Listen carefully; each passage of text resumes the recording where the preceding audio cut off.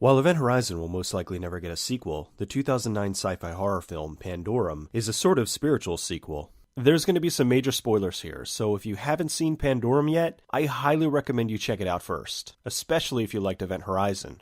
The first thing is that both movies were produced by Jeremy Bolt. On top of that, Pandorum was also produced by Paul W.S. Anderson, who directed Event Horizon. Event Horizon took place in 2047, and Pandorum takes place in 2174. In Event Horizon, it's never specifically said why they were developing wormhole technology. In Pandorum, Earth is overpopulated, and it's a 123-year trip to the nearest Earth-like planet. It's possible that after the Event Horizon mission failed so spectacularly, they decided to focus on ships that could withstand space travel beyond a century. There's also a few similarities in the way they were shot. The camera flies over the ships and into the cockpit in both films. The hypersleep chambers are a combination of the pods from Event Horizon and the main window of the ship. There's even frost buildup on both of them. Both films are sci-fi horror.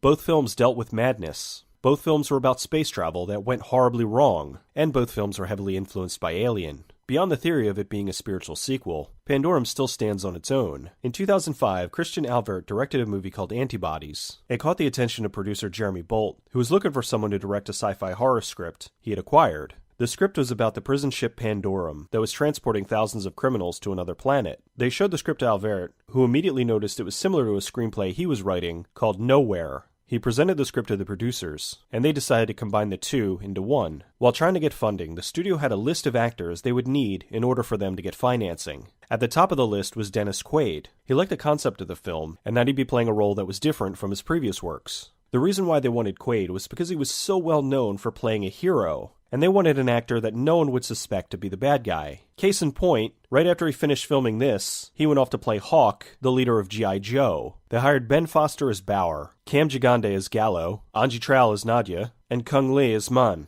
Lee was an MMA fighter, so they made sure to put in a fight scene to showcase his abilities. In the scene where the hunters are eating a passenger who's just waking up from hypersleep, the passenger was played by John Foster, Ben's brother. Norman Reedus had a small part as Shepard. I heard a lot of people complain that he was underused. What they failed to realize was that he made this 2 years before his popularity exploded by joining the cast of The Walking Dead. The creatures weren't CGI. They were contortionists in full body suits. The only CG they used on them was to make the leader of the hunters appear as if his nose had been bitten off. The lead hunter is played by Andre Heineke, who also played the captain at the beginning of the film. The child hunter was played by the director's daughter. They changed the name of the ship from Pandorum to Elysium. They made Pandorum the name of a fictional disorder called orbital dysfunctional syndrome. Essentially, space madness. The movie was now a Noah's Ark of sorts. They had a massive ship with 60,000 people of various races from all over the Earth. They were headed to colonize the planet Tanis, the closest to Earth's atmosphere.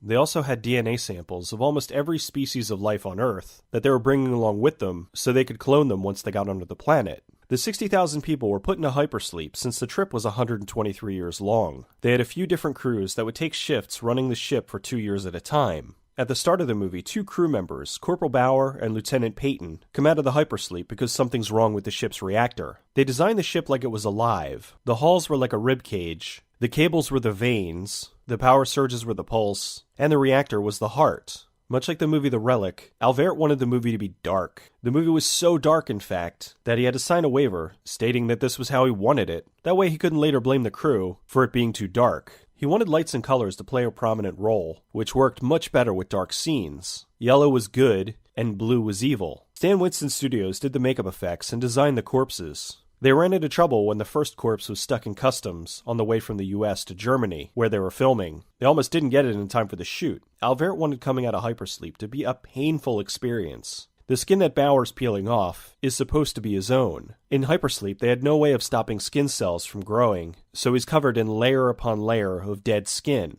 The white set was an homage to 2001: A Space Odyssey. They shot the film in Studio Babelsberg in Germany for about $40 million. The movie opened on September 25, 2009, in 6th place, and only pulled in $20 million in its theatrical run. This was blamed on a terrible ad campaign, and most people had heard nothing about the film when it was released. The studio, Overture Films, had sunk everything into Pandorum and had no money left for marketing. Albert stated there's a longer director's cut, but with how poorly the film did, there's no interest in releasing it. Years after it hit home video, Facebook fan pages began popping up in the hopes of spreading the word about the film and possibly getting enough attention to warrant a sequel. As much as the fans want it, it's not looking very likely. The movie does benefit from a second viewing, but it still explains itself well the first time. Although it's disappointing that so many people called it stupid and claimed it didn't make sense. It made perfect sense. It was just told in small doses as Bauer was remembering things. They used his amnesia to gradually explain things to the audience. As I said earlier, the crew had 2-year shifts in command. When Bauer and Peyton awake, it seemed like they were 8 years into hypersleep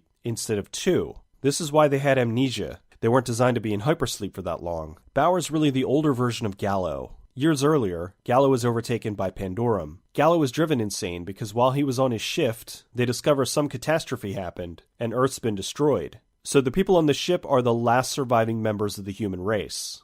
You're all that's left of us. He killed his crewmates and woke up some of the sleeping passengers. He locked them away in a part of the ship so he could play God. In his delusion, he saw the humans doing to Tanis what they did to Earth, so he forced them into a state of cannibalism to survive. They fucked up our planet. Life eats life. He saw the only way to prevent what happened on Earth from happening again was to take the humans back to their basic primal instincts. During the trip, the crew and the passengers were fed an enzyme that would help them to adapt to new environments. As time went by and Gallo was manipulating them, their bodies evolved to adapt to their surroundings. After years of playing God, he puts himself back into hypersleep, since he feels his job was done. His plan was to leave the humans to evolve into what he perceived as a superior life form. When he wakes up, he plans on releasing his seed that'll create a new world without the baggage of the old world.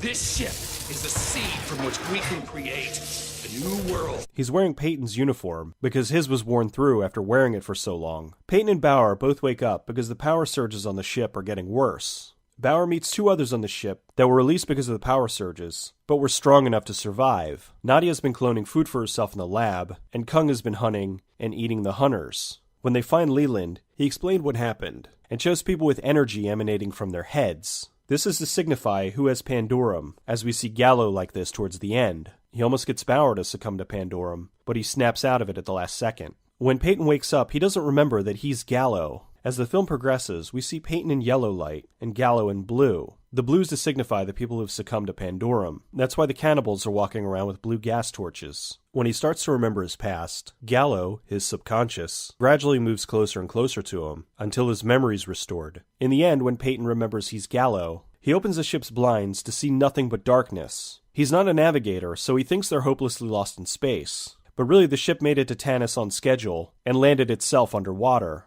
When we see the water dripping from inside the ship, it's just chalked up to many sci-fi movies that show this as moisture buildup. However, this fools the audience, because it's really the ship leaking water from the outside. There's also algae building up inside the ship, which is one of the things that helps Bauer to realize where they are. They discovered the ship landed here 800 years ago, so it's 923 years after they left Earth, making it the year 3097.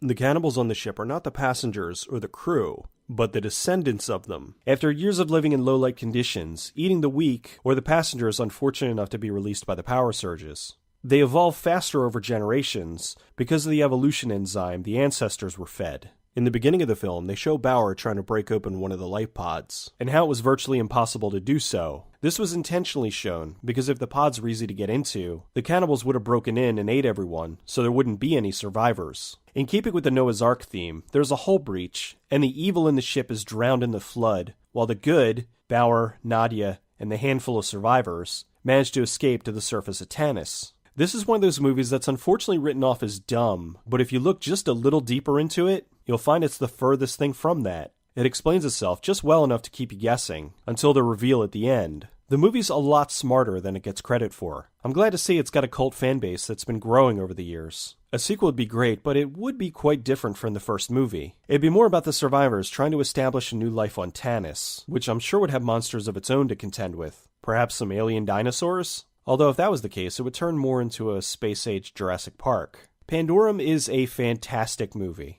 I have a feeling that, much like Event Horizon, its fan base will continue to grow, and over time, more people will come to give it the attention it deserves.